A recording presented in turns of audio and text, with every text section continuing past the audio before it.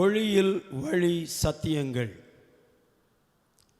பெரையா சபையார் நடத்தும் இந்த நிகழ்ச்சியின் இரண்டாம் பாகத்திற்கு வருகை தந்திருக்கிற உங்கள் யாவரையும் ஆண்டவராகிய இயேசு கிறிஸ்துவின் உலகின் ஒளியாம் இயேசு கிறிஸ்துவின் வல்லமையுள்ள நாமத்தில் பரிசுத்த நாமத்தில் வாழ்த்துகிறோம்.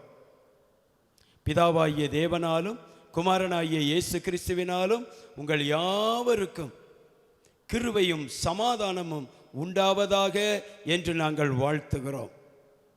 அருமையானவர்களே, கடந்த வார இந்த பார்ட் 1 செய்தியை அநேகர் நீங்கள் பார்த்திருக்கிறீர்கள், ஆசீர்வதிக்கப்பட்டிருக்கிறீர்கள் என்பதை நான் விசுவாசிக்கிறேன்.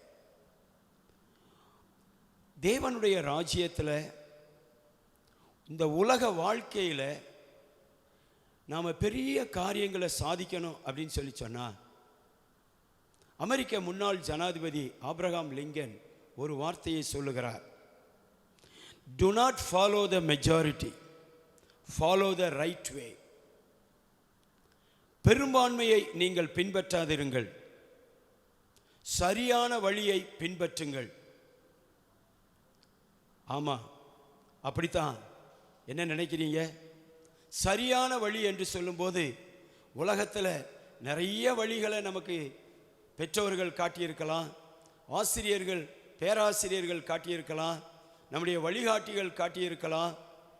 ஆனால் இந்த உலகத்திற்கு வழியை, சரியான வழியை காட்ட வந்த ஒரே ஒருவர் உலகின் ஒளியாம் இயேசு கிறிஸ்து. அன்புக்குரியவர்களே,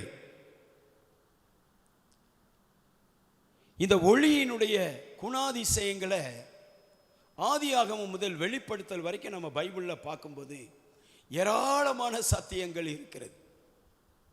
உண்மையில் ரொம்ப ஆச்சரியமாக இருக்கிறது. கடந்த வாரம் நம்ம பார்த்தோம், மனிதனுக்குள் துர்க்குணம் இருக்கிறது, இந்த உலகம் பொல்லாங்கனுக்குள் கிடக்கிறது. அந்த பொல்லாங்கன் திருடவும் கொல்லவும் அழிக்கவும் வருகிறான்னு நம்ம பார்த்தோம். அப்போ இந்த மனிதன் ஒரு நல்ல வாழ்க்கையை பெறுவதற்கு இந்த உலகத்திற்கு வந்த ஒளியாம் இயேசு கிறிஸ்துவை தவிர, தெய்வத்தை தவிர, நம்மை படைத்த தெய்வத்தை தவிர என்ன வழி இருக்கிறது என்று சொல்லுங்கள். உதாரணமாக பாருங்களேன், யோவான் சுவிசேஷத்தில் 4-5 வசனங்களிலே நாம் இப்படியாய் பார்க்கிறோம். இயேசு 1வது வசனத்தில், யோவான் 1:1 வார்த்தையாய் இருக்கிறார். 4வது வசனத்தில் அவருக்குள் ஜீவன் இருந்தது, அந்த ஜீவன் மனுஷருக்கு ஒளியாய் இருந்தது என்று சொல்லப்பட்டிருக்கிறத நாம் பார்க்கிறோம். அப்போ வார்த்தையானவருக்குள், இயேசுவுக்குள், வார்த்தை, அவருடைய வார்த்தைக்குள், படம் இல்லை, சிலை இல்லை, வார்த்தைக்குள் ஜீவன் இருக்கிறது. அந்த ஜீவன் மனுஷர் எல்லாருக்கும், அவர்களுடைய ஆத்மாவுக்கு, ஆவிக்கு, சரீரத்துக்கு, சிந்தனைகளுக்கு, பேச்சுக்களுக்கு, செயல்களுக்கு ஒளியாயிருக்கிறது என்று வேதம் சொல்லுகிறது. இந்த ஒளியினுடைய விசேஷம் என்ன? உலகின் ஒளியாம் இயேசு. 5வது வசனத்தில், யோவான் 1:5 பார்க்கிறோம், அந்த ஒளி இருளிலே பிரகாசிக்கிறது. மனிதனுடைய இருளானாலும் சரி, தனிப்பட்ட வாழ்க்கையின் இருளானாலும் சரி, குடும்பத்தின் வாழ்க்கையின் இருளானாலும் சரி, நம்முடைய படிப்பு, வேலைகள், எதிர்கால காரியங்கள், இதில் எடுக்கிற முயற்சிகளிலே இருளானாலும் சரி, எல்லாவற்றிலும் ஒளி பிரகாசிக்கிறது. அப்படி என்றால் என்ன அர்த்தம்? இருளை நீக்குகிறது. ஒளி வந்ததும் நமக்கு நல்லா தெரியும்ல, இருள் விலகுகிறது, இருள் ஓடுகிறது. The darkness is driven out by the light. அருமையானவர்களே, அந்த ஒளி நம்முடைய இருதயத்தில், நம்முடைய சிந்தனைகளிலே, எண்ணங்களிலே ஒரு புதிய மாற்றத்தை ஏற்படுத்துகிறது. என்ன நம்ம பார்க்கிறோம்? என்ன பார்க்கிறோம் அப்படின்னா, ஆதியாகமம் 1:3 தேவன் வெளிச்சம் உண்டாக கடவது என்றார். வெளிச்சம் உண்டாயிற்று. எப்படி ஆண்டவர் இயேசு பிதாவின் சித்தத்தின்படி இந்த உலகத்தை படைக்கிறார் என்பதை ஆதியாகமம் 1 நம்ம பார்க்கிறோம். வெளிச்சம் உண்டாக கடவது என்று சொன்னார். வெளிச்சம் உண்டானது என்றால் வெளிச்சம்தான் வெளிச்சத்தை உண்டாக்க முடியும். ஒளிதான் ஒளியை உண்டாக்க முடியும், வெளிச்சத்தை உண்டாக்க முடியும். ஆண்டவர் இயேசு உலகின் ஒளியாய் இருக்கிறவர். அவர் வெளிச்சத்தை உண்டாக்குகிறார். இயேசு அவர் ஒளியாய் இருக்கிறார், அவர் வெளிச்சமாய் இருக்கிறார். அவர் ஒளியை வெளிச்சத்தை நம்முடைய வாழ்க்கையிலும் உண்டாக்குகிறார், நம்முடைய எல்லா காரியங்களிலும் உண்டாக்குகிறார் இயேசு. Let there be light, and there was a light. ஆதியாகமம் 1:16 பார்க்கிறோம். தேவன் பகலை ஆள பெரிய சுடரும் இரவை ஆள சிறிய சுடருமாகிய 2 மகத்தான சுடர்களையும் நட்சத்திரங்களையும் உண்டாக்கினார். ஆதியாகமம் 1வது அதிகாரத்துல நீங்க பாத்தீங்கன்னா தொடக்கமே தெய்வம் வெளிச்சத்தை தான் உண்டாக்குறார், ஒளியத்தான் உண்டாக்குறார். இந்த வெளிச்சத்தினுடைய இந்த பெரிய சுடர் என்பது சூரியனை குறிக்கிறது, சிறிய சுடர் என்பது நட்சத்திரத்தை குறிக்கிறது. இந்த பெரிய சுடரை எதற்காக படைத்தார் என்று சொன்னார்? பகலை ஆள. சிறிய சுடரை எதற்காக படைத்தார்? இரவை ஆள. ஆளனா என்ன அர்த்தம்? ஆளுகை செய்ய. அப்ப கவனிச்சீங்களா? ஒளியினுடைய ஒரு முக்கியமான கேரக்டர், ஒரு முக்கியமான குணாதிசயம், அது ஆளுகை செய்யும். ஆளுகை செய்கிற பண்பு ஒளிக்கு இருக்கிறபடியினாலே இருளை துரத்தும், நம்முடைய வாழ்க்கையின் இருளான பிரச்சனைகளை மாற்றும். ஆதியாகமம் 1:28. ஆண்டவர் மனிதனை தன்னுடைய சாயலாய் படைத்தார் என்பதை நாம் அறிந்திருக்கிறோம். ஆதாம் ஏவாளை தன்னுடைய சாயலாய் படைத்து அவர்களை ஆண்டு கொள்ளுங்கள், பார்த்தீங்களா, ஆளுகை செய்யுங்கள் என்று சொல்லி தேவன் அவர்களை ஆசீர்வதித்தார். மனிதனை படைத்ததின் நோக்கம் ஆளுகை செய்ய. எப்படி அவர்கள் ஆளுகை செய்ய முடியும்? அவர்கள் தேவ மகிமை நிறைந்த பிரகாசமான ஒளியாய் அவர்கள் படைக்கப்பட்டிருந்தார்கள். ஒளி அவர்களை மூடி இருந்தது. ஒளி அவர்களோடு இருந்தபடியினாலே ஆதாமும் ஏவாளும் ஆளுகை செய்யும் ராஜாவாய் ராணியாய் அவர்கள் வாழ்ந்தார்கள் என்பதை நாம் வேதத்திலே பார்க்கிறோம். ஆதாம் கூட பாருங்க, ஆளுகை செய்கிறவனாய் இருந்தான். அது மாத்திரமல்ல, எல்லா விலங்கினங்களுக்கும் அவன் பெயர் சூட்டுகிறவனாய். எவ்வளவு பெரிய ஞானம் பாருங்க. எல்லாம் எப்படி? ஒளியாம் தேவன். 1 யோவான் 1:5 பார்க்கிறோம், தேவன் ஒளியாகவே இருக்கிறார், பிதாவாகிய தேவன் ஒளியாய் இருக்கிறார். யோவான் 8:12 பார்க்கிறோம், ஆண்டவராகிய இயேசு கிறிஸ்து ஒளியாய் இருக்கிறார், நான் உலகின் ஒளி என்று சொல்லுகிறார். அப்போஸ்தலர் 2:3 பார்க்கிறோம், பரிசுத்த ஆவியானவர் அக்கினி நாவாய் இறங்கினார். தெய்வமே ஒளியாய் இருக்கிறார். அப்ப மனிதனை, ஆதாம் ஏவாளை ஒளியாய் படைத்தபடியினாலே அவர்களும் ஆளுகை செய்கிறவர்களாய், மிகுந்த ஞானமும் அறிவும் புத்தியும் உள்ளவர்களாய், இன்றைக்கு விஞ்ஞானம் கூட எல்லாவற்றுக்கும் பெயர் சூட்ட முடியாத நிலையில் எல்லாவற்றுக்கும் அன்று ஆதாம் கொடுத்த பெயர் தான் இன்று வரைக்கும் இருக்கிறது. எவ்வளவு பெரிய உயர்ந்த மேன்மையான நிலை என்று பாருங்கள் அருமையானவர்களே. அதனால் அவங்க என்ன செய்ய முடிந்தது என்று சொன்னால், பூமியை கீழ்ப்படுத்த முடிந்தது.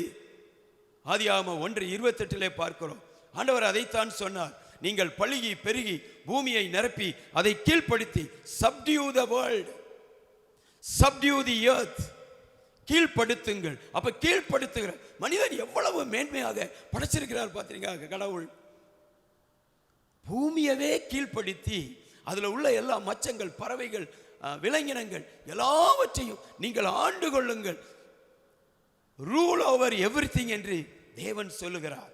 இப்படிப்பட்ட மேன்மையான நிலையை அவர்கள் பெற்றுக்கொண்டதை நாம் அப்படியாய் பார்க்கிறோம்.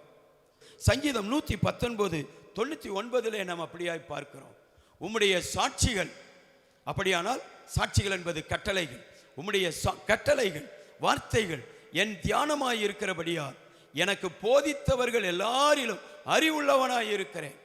பாருங்க, அப்ப நம்முடைய சிறு பிள்ளைகள், சிறு வயசிலிருந்தே வாலிப பிள்ளைகள் எல்லோரும், குடும்பத்தில் இருக்கிற எல்லோரும் தேவனுடைய வார்த்தையை தொடர்ந்து தியானிக்கிறவர்களாய், சிறு வயதிலிருந்து தியானிக்கிறவர்களாய் இருந்தால், இயேசுவாகிய ஒளியின் வார்த்தையை தியானிக்கும் பொழுது அவர்கள் மிகுந்த மேன்மையான நிலையை, போதிக்கிறவர்களிலும் டீச் பண்ணுகிறவர்களிலும் மேன்மையான நிலையை அடைய முடியும் என்று தேவ வசனம் சொல்லுகிறதே.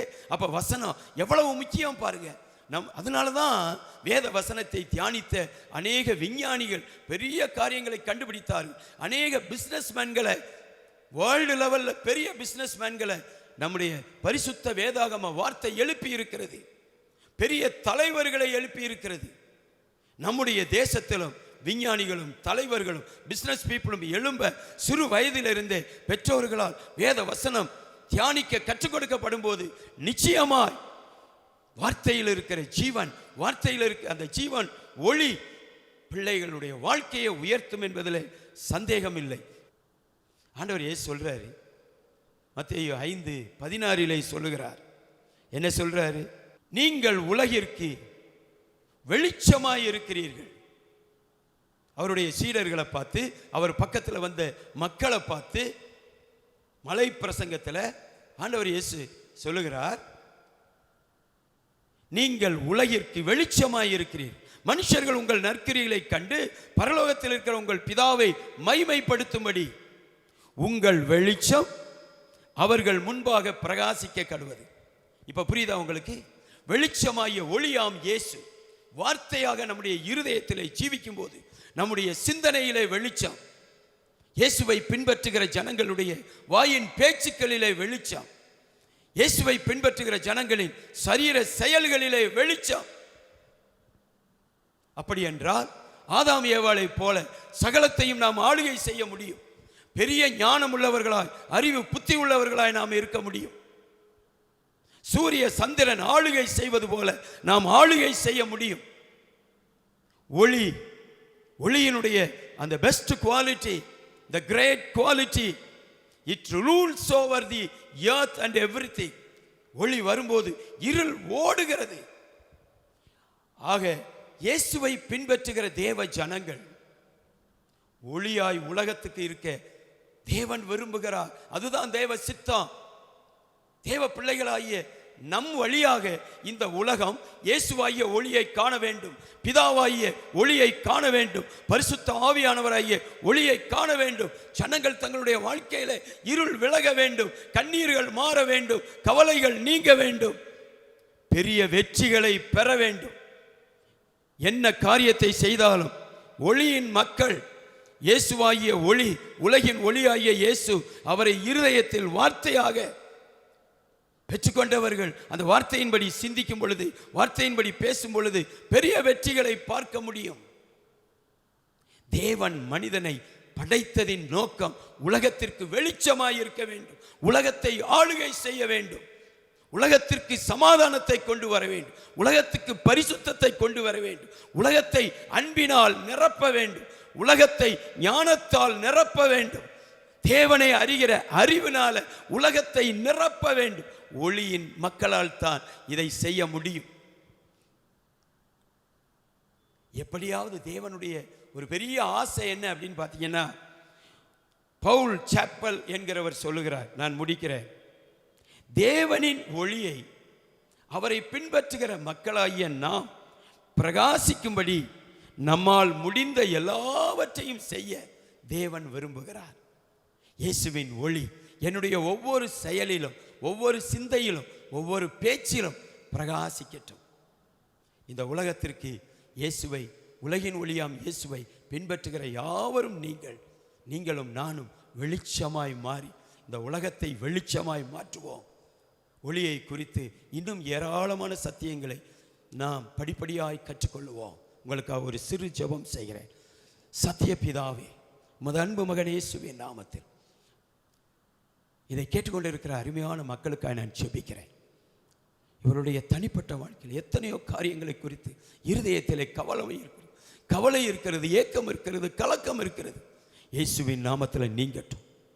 இவர்கள் குடும்பத்தில் இருக்கிற இருள் விலகட்டும், இவருடைய பிசினஸ்ல இருக்கிற இருள் விலகட்டும், படிப்புல இருக்கிற அந்தகார இருள் மாறட்டும். இயேசுவின் நாமத்தில் ஒளியின் மக்களாய் இயேசு கிறிஸ்துவின் சத்தியத்தை பின்பற்றி பரிசுத்தமாய் வாழ்ந்து, அன்பாய் வாழ்ந்து, கர்த்தருக்கு பிரியமாய் வாழ்ந்து, ஒளியின் மக்களாய், ஜெயம் எடுக்கிற மக்களாய் வாழ இயேசுவின் நாமத்தில் மனதார பிள்ளைகளை வாழ்த்தி கர்த்தர் அப்படி ஆசீர்வதிப்பீராக என்று இயேசுவின் நாமத்தில் நன்றியோடு செபித்து பிள்ளைகளை வாழ்த்தி ஆசீர்வதிக்கிறேன். ஜீவனுள்ள நல்ல பிதாவே, ஆமென்.